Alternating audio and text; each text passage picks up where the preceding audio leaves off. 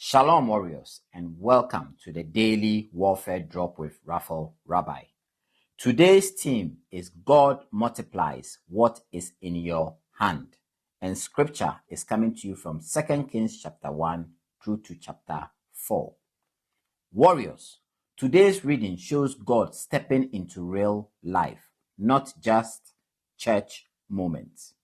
In these scriptures, you see authority, mercy, provision, and restoration. God dealing with pride, but also helping families under pressure. And 2 Kings chapter 4 is especially practical. A widow is in debt, a household is threatened, and she has almost nothing. Yet, God turns almost nothing into enough.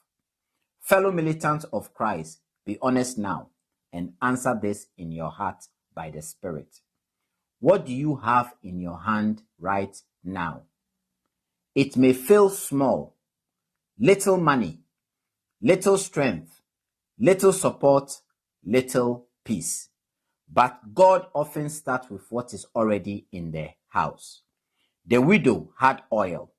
It wasn't much, but it was something. And when she obeyed, God multiplied it until the need was covered. Warriors, some people keep waiting for a miracle while refusing simple obedience. But this chapter teaches you faith moves. Faith gathers the jars. Faith shuts the door. Faith pours. Faith follows instruction even when it looks basic. Now, let's make it practical. Stop saying, I have nothing. Ask God, what is in my house?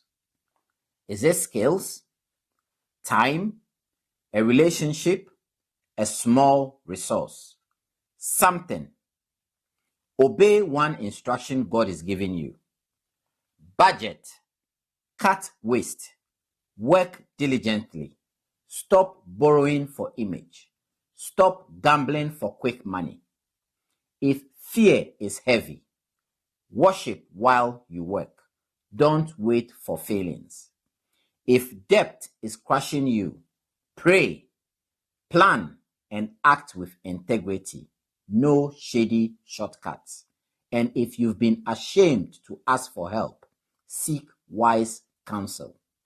Pride keeps people stuck. As a medical practitioner, I will say it plainly. You treat the cause, not just symptoms. Many people keep managing crisis, but never change the pattern.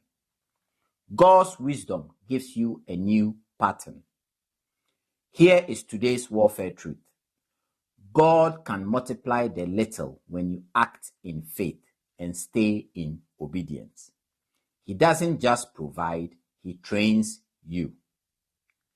We shall meet on the battlefield tomorrow. Shalom.